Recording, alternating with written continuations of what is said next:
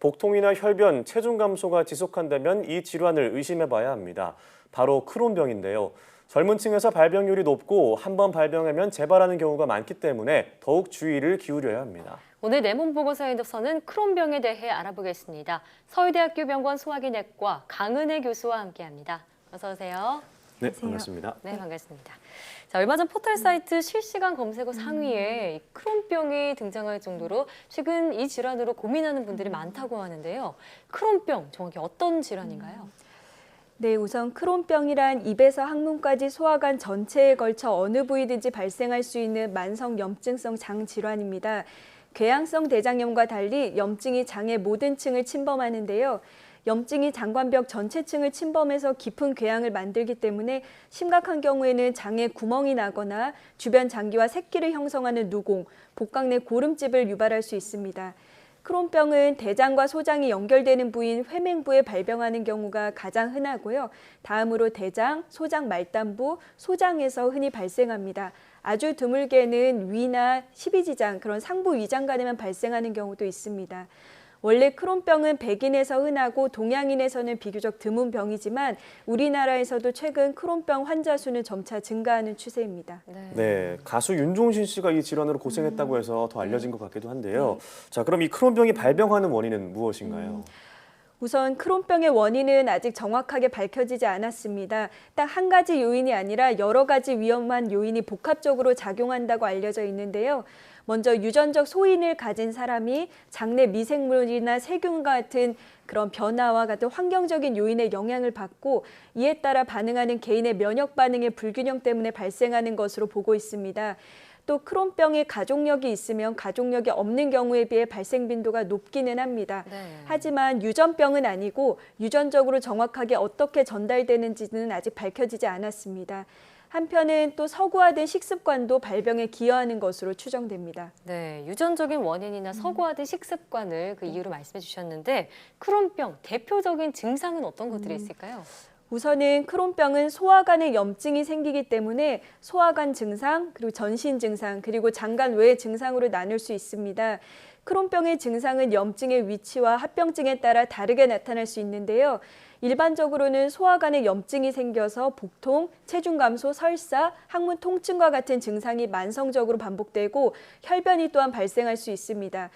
하지만 이런 증상이 과민성 장 증후군과 증상을 구별하기 어려운 경우가 많고 혈변이 있더라도 치질로 생각하고 병원에 내원하지 않아 진단이 지연되는 경우도 있습니다. 체중 감소나 만성 복통, 설사, 혈변 등이 지속된다면 병원에 내원해서 적절한 검사와 진단을 받아야 됩니다. 한편 소화관 염증으로 인해 전신에 영향을 미쳐서 기운이 없어지고 피로하고 식욕이 떨어지는 증상이 나타날 수 있고 고열이나 복부 팽만과 같은 증상은 합병증을 의심해 볼 수 있습니다.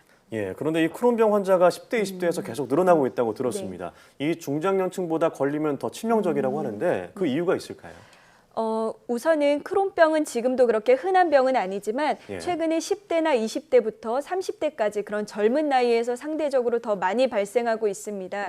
20대가 35.2%로 가장 많고 30대가 25.7%, 다음으로 10대가 17% 순인데요. 젊은 나이에 크론병이 생기면 40세 이상의 환자군보다 진행 속도가 더 빠르고 증상이 더 심할 가능성이 크고요. 특히 성장기 청소년 시기에 발병하면 복통, 설사, 영양분 흡수 장애, 체중 감소 등이 발생하면서 성장 부진이 동반될 수 있습니다. 따라서 이러한 증상들, 즉 복통이나 설사, 체중 감소, 식욕 부진 등의 증상이 한 달 이상 장기간 지속된다면 병원에 내원하여 검사 및 치료를 받아야 합니다. 네. 그런데 말씀해 주신 이런 증상들이 치질의 증상이랑 좀 유사해서 많은 분들이 그냥 방치하고 또 병원에 가지 않는 분들도 꽤 많다고 들었습니다. 이 크론병 어떻게 다른 증상과 좀 구별할 수 있는지 자가진단법이 있다면 알려주시죠. 우선은 크론병에서 항문 주위 질환이 동반되는 경우가 많은데요. 이는 특히 백인보다 우리나라에서 훨씬 더 흔한 증상입니다. 치액이나 치루, 치열, 항문 주위 고름집인 농양이 크론병에 흔히 동반되고요.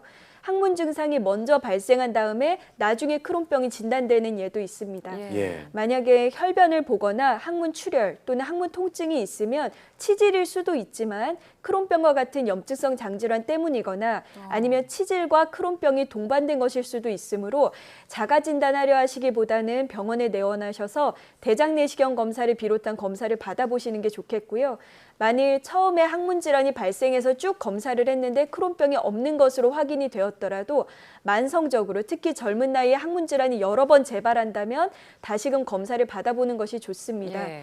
크론병은 한 가지 검사법으로 진단할 수 있는 질병이 아니라 증상이나 내시경 검사, 혈액 검사, 영상 검사 등을 다 종합해서 진단하게 됩니다. 네, 조금이라도 의심이 된다면 병원에서 진단을 받아야 될 것 같습니다. 자, 그럼 크론병으로 인한 합병증에는 어떤 게 있나요? 크론병은 말씀드린 것처럼 장관의 벽 전층을 침범하는 깊은 염증을 유발하기 때문에 주변 장기와의 셋기를 형성하는 누공을 형성하기도 하고요. 장이 좁아지거나 이로 인해 막히거나 또는 구멍이 나는 천공 또는 복강 내 농양을 형성해서 항생제 치료 및 내시경적, 수술적 치료를 받아야 하는 경우가 있습니다. 또한 앞서 말씀드린 여러 항문 질환도 크론병으로 인한 합병증일 수 있습니다. 이외 전신 증상으로 관절통이나 관절염, 피부 또는 눈 등에도 다른 자가 면역성 질환이 동반될 수 있습니다. 네, 아니, 크론병 그 증상 자체도 무서운데 합병증의 위험도 있다니 더더욱 무서운데요. 이 크론병 완치는 가능한 질병인가요? 우선은 크론병은 증상이 좋아졌다 나빠졌다를 반복하는 만성 질환이기 때문에 완치되었다는 표현은 사용하지가 않습니다. 보통 환자가 증상이 소실되는 관해기와 증상이 반복적으로 나타나는 활동기가 번갈아 나타나므로 관해기를 얼마나 길게 잘 유지하는지가 치료의 관건이 됩니다. 크론병의 치료 목표는 장 염증을 가라앉히고 설사, 복통, 혈변 등의 증상을 없애서 질환의 진행을 늦추고 정상 생활을 유지하게 하는 것입니다. 약물 치료로 관해기를 길게 유도하고 증상이 호전되면 약의 용량과 종류를 좀 조절해서 관해기를 유지하게 됩니다. 가장 일반적인 치료는 역시 약물 치료가 되겠는데요. 염증이 심한 정도, 병변의 범위, 그리고 합병증이 있는지 유무에 따라서 적절히 조합해서 사용하게 됩니다. 과도한 염증 반응을 억제하기 위한 새로운 치료제들이 지금 전 세계적으로 꾸준히 개발 중이기 때문에 여러 가지 치료의 방법이 다양하게 열려 있는 질환이고요. 또한 항문 질환의 악화나 장관 내 누공, 협착, 농양 등의 합병증이 발생 시 약물 치료만으로 호전되지 않을 때는 선택적으로 수술을 병행하기도 합니다. 예, 그렇다면 이 크론병을 예방하는 방법은 어떤 게 있을까요? 우선은 크론병은 앞서 말씀드렸듯이 발병 원인이 한 가지가 아니고 다양한 요인이 복합적으로 작용하고 또 아직 알려지지 않은 것도 많아서 뚜렷한 예방법은 없는 것이 실정입니다.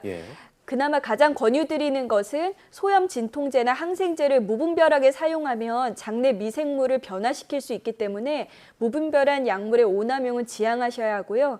그리고 서구화된 식습관, 흡연, 또 역시 장 건강을 악화시키고 크론병의 위험을 높일 수 있어서 자제가 필요합니다. 그러나 무엇보다 중요한 것은 뚜렷한 예방법이 없기 때문에 복통, 체중 감소, 설사, 혈변 등의 증상이 만성적으로 수개월 지속되면 병원을 찾아 적절한 검사를 받고 빠른 진단을 받는 게 가장 중요하겠습니다. 네, 크론병은 예방도 완치도 어렵다고 하니까 무엇보다 조기에 발견해서 빨리 치료를 받는 게 중요하겠습니다. 오늘 말씀 잘 들었습니다.